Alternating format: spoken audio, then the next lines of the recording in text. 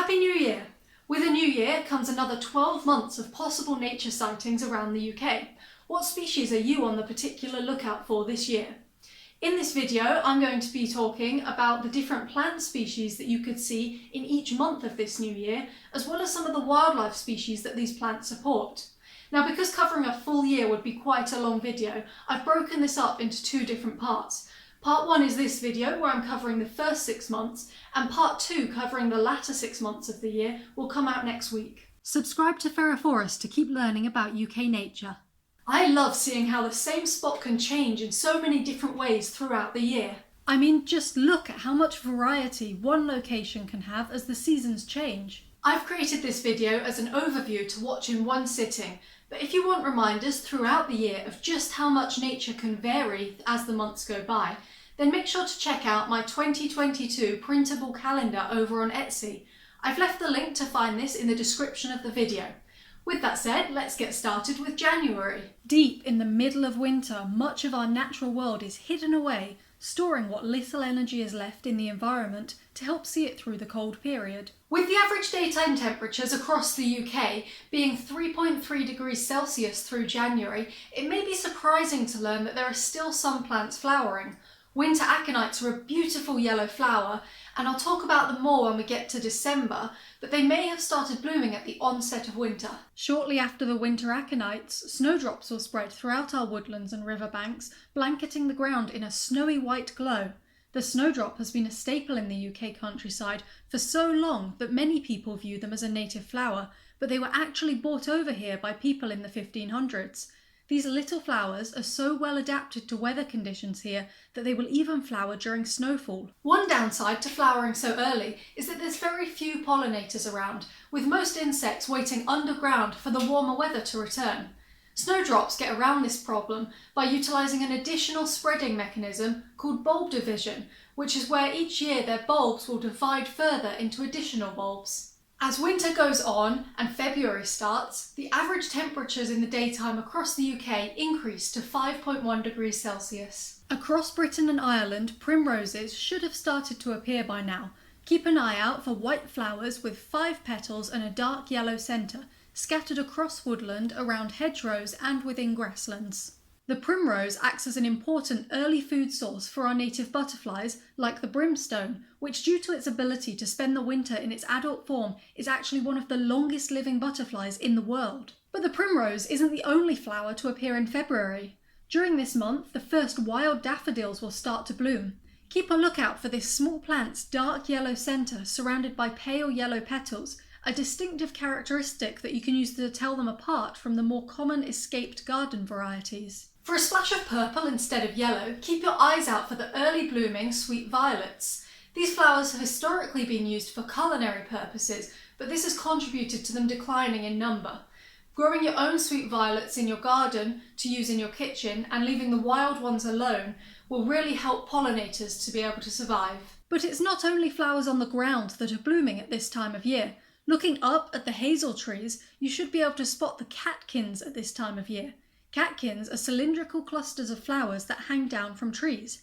Hazel catkins are made up of male flowers which release their pollen into the wind to be carried to the female flowers of nearby trees.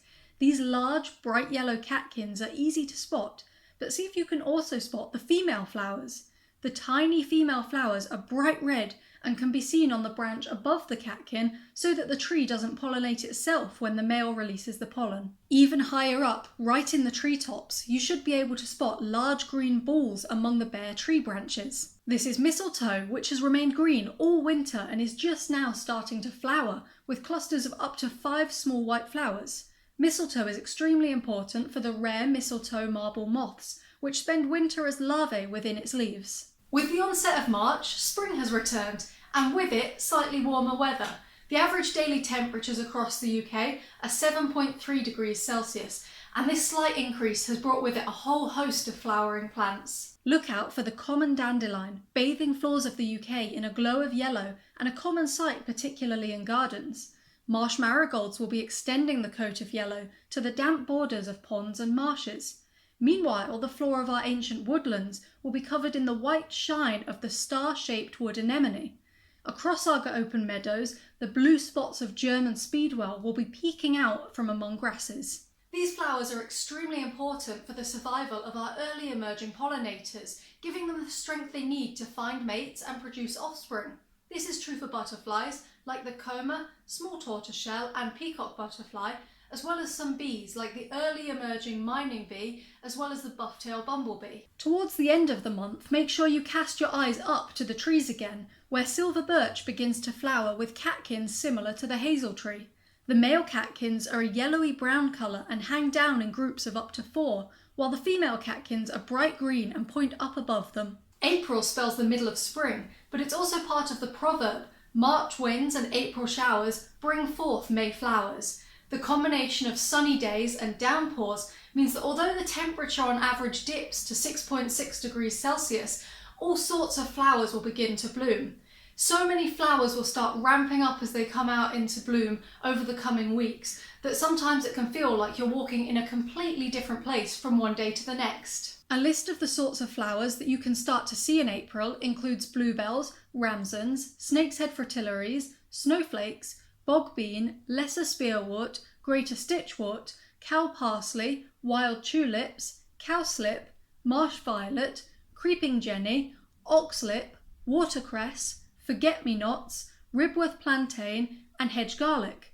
You might even spot the early purple orchid, which is one of our earliest flowering orchids and displays a stunning picture of up to 50 dark purple flowers arranged in a dense structure. With the increasingly sunlit days starting to return some energy to the environment, you'll start to see more and more animals making themselves known among these flowers. Foxes are an obvious one to look out for. Having had their litters in the last month, vixens are just now starting to bring their cubs up above ground to teach them about our world.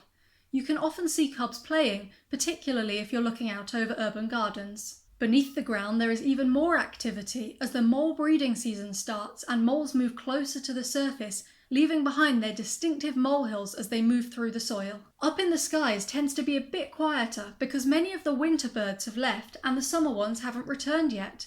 However, our year-round resident birds will still be around and birdsong will be starting up in earnest. If you're lucky, you may even spot a female kingfisher flying into her nest chamber on a river bank, ready to lay her first eggs of the year. As the last month of spring, May brings a burst of warmth and new life. Average daily temperatures increase to 10.1 degrees Celsius. Another list of flowers that start to appear around this time of year are field poppies, cornflowers, corn cockles, corn chamomile, corn marigold, scarlet pimpernel, sheepspit scabious, brook lime, red campion, white campion, purple loosestrife, thrift, lily of the valley, wood cranespill, common vetch, pansies and yellow rattle. Again, more wildlife will be found in amongst these plants. While April was the month for emerging fox cubs, May is the month for emerging badger cubs. However, they're much more shy than foxes, so you're less likely to see the cubs playing. Later on in the month, many deer females will begin to give birth to fawns. For the first few weeks after giving birth, females will take advantage of long grasses to leave their fawns hiding tucked away for long periods of time while they go off to forage. This strategy links back to when deer shared our land with native predators like wolves and lynx. The mother stays away from her fawn so a predator isn't attracted to it, but she'll come back every now and then to check on it. Although this is a great anti-predator strategy, unfortunately in modern times this often results in well-meaning people taking perfectly healthy deer fawns away from their mothers to rescue centres, believing that the fawn had been abandoned. Looking up at the trees, attracted by the songs of many of our returning migratory birds, you may also notice various trees starting to flower this month. May is the main flowering period for field maple. Although more commonly distinguished by its helicopter-like seeds and rich gold leaves later in the year, field maple is a staple tree in our hedgerows, and at this time of year its branches are covered in clusters of small yellowy green flowers. Similarly, rowan trees also have dense clusters of flowers, but these are creamy white. The final month of this video is June, which marks both the middle of the year and the start of the summer season. Summer is all about warmth and energy, as plants and animals alike start to use all of the abundance of resources to bulk up themselves and their offspring in preparation for the return of the colder months. The average daily temperatures across the UK have increased to 15.4 degrees Celsius, and many more flowers are still coming into bloom alongside the earlier flowering plants. Examples of newly blooming flowers you might spot in June include agrimony, arrowhead, water avens, self-heal, wood avens, bird's foot trefoil, devil's bit scabious, common mallow, sneezewort, great burnet, wild marjoram, purple toadflax, enchanter's nightshade, fox and cubs, and yellow flag iris. Two especially noteworthy flowers this month are foxglove and deadly nightshade, which are both highly poisonous plants to humans but valuable to wildlife. Some birds and even rabbits are able to eat the berries of deadly nightshade, while foxglove flowers are an important food source for bees. June also continues to be about animals having offspring. Many animals will be giving birth out of sight, like hedgehogs and bats, while much more obvious are seals on our coastlines giving birth to their pups. June is great for spotting birds, with species like robins, blackbirds and goldfinches fledging around this time. Young garden birds will be learning to navigate bird feeders, while in the woods, young birds of prey like tawny owls will be learning to fly by gliding between tree branches. With so many places to see nature at this time of year, don't forget to look down at ponds. Young amphibians are preparing for the next stage in their life, switching from eating vegetation to becoming more active predators as their adult limbs begin to develop. And that brings us to the end of June and the halfway point in the year. Make sure you keep an eye out for part 2 of this video, which comes out next week and covers July to December. If you like this style of video, make sure to let me know in the comments down below, because I'm considering creating a longer calendar series where each video covers a month of the year and goes into much more depth and detail. Also remember to check out my 2022 plant calendar over on Etsy that you can download as a digital file and keep for yourself or print off.